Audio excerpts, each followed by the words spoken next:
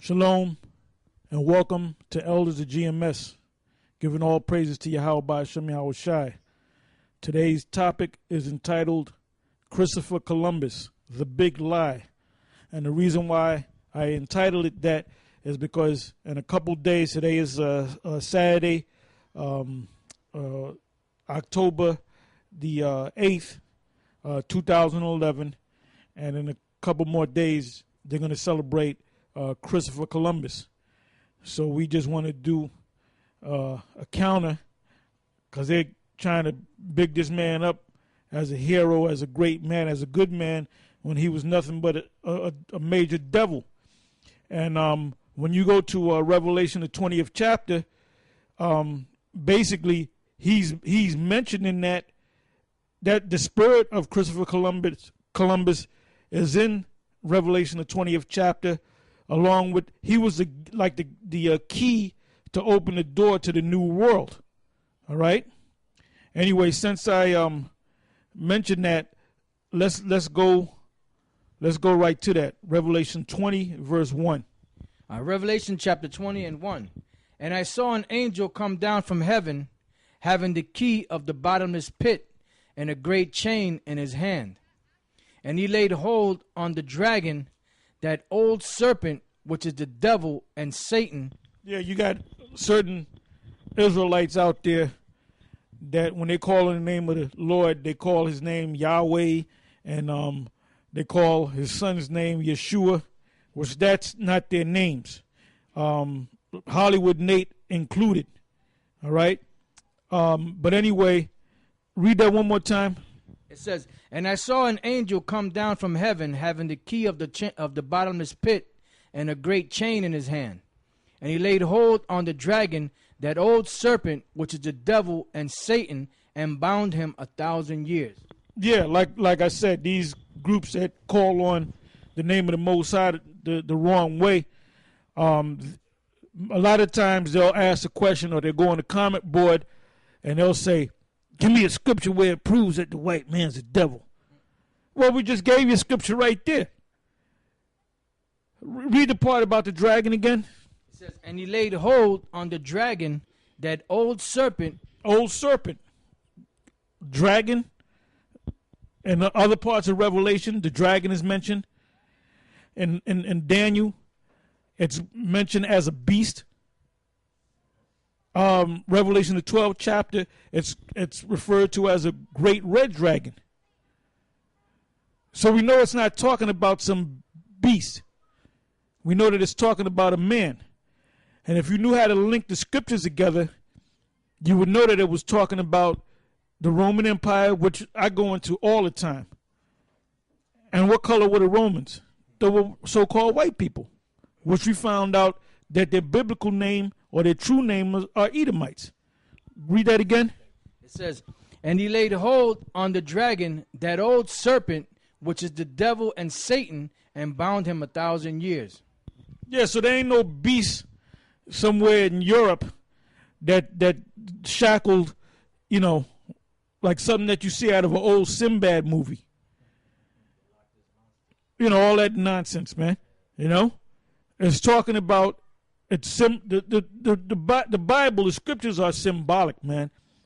That's why you got these idiots out here with their own interpretation trying to break it down, but they don't understand it. But when you link one scripture to the other scripture, you link these scriptures together. The scripture says precept upon precept, line upon line. Matter of fact, give me that. What's that? Isaiah 28 and start at the 9th verse. And the same thing with history. We known, GMS is known for going into the history, man. We have been to museums, other GMS camps in other states.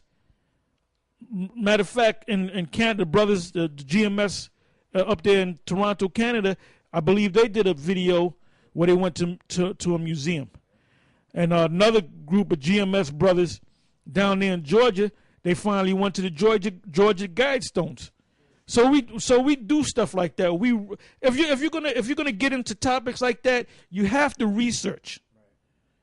You have to do you have to know what you're saying before you present it. You have to have your facts together. All right, go ahead. This is Isaiah chapter 28, verse 9. Whom shall he teach knowledge, and whom shall he make to understand doctrine? Them that are weaned from the milk and drawn from the breast.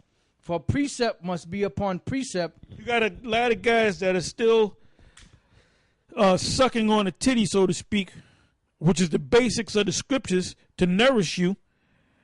But they're trying to, they're spitting the titty out, and they're trying to eat a big piece of steak. And they're choking on the steak. Case in point, Patak. I'm going to break it down the right way. You know what he did? He was happy sucking on a titty, but he said, you know what, I like that. He saw that damn T-bone steak sitting there sizzling off the plate, and he saw us eating on it, man, with smiles on our faces.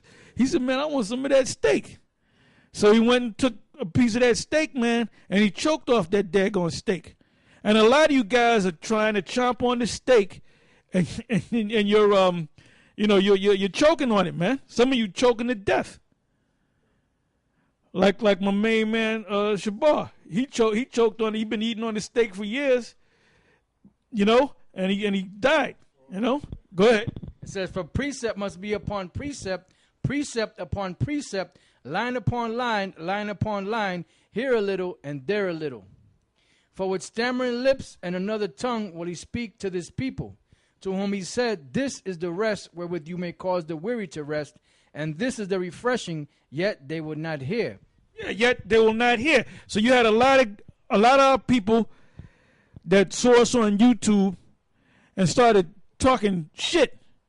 And then you had some that came in and they laughed for 2.5 years, 3 years, and now they're getting tired. They're getting weary. Go ahead.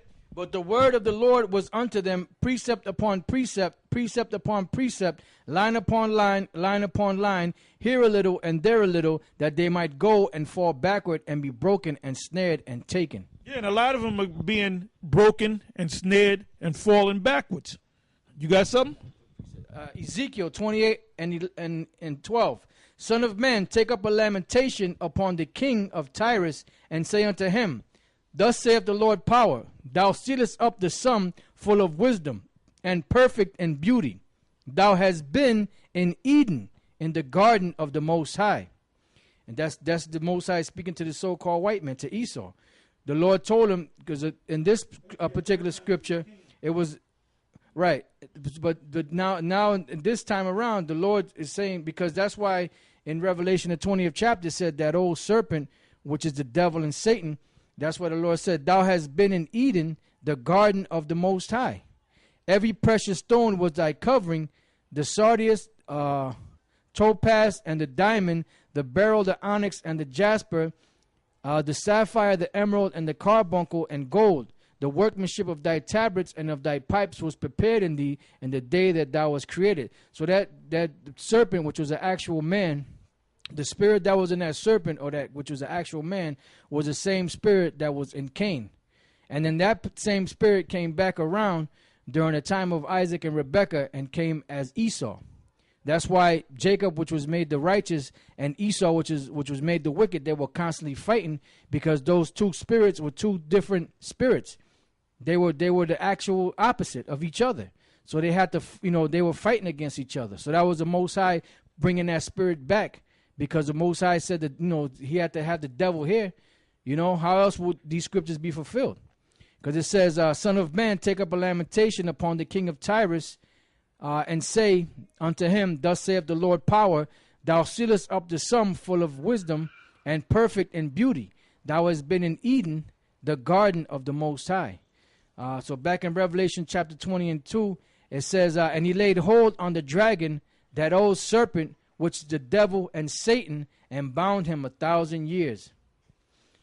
Now I want you to go from there to 1 Corinthians, the 2nd chapter, and start at the 4th verse, and we're going to read down.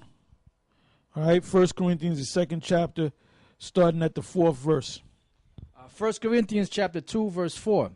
And my speech and my preaching was not with enticing words of man's wisdom, but in demonstration of the Spirit and of power. Yeah, because you got Jake. They want this guy with the three-piece suit that have all these degrees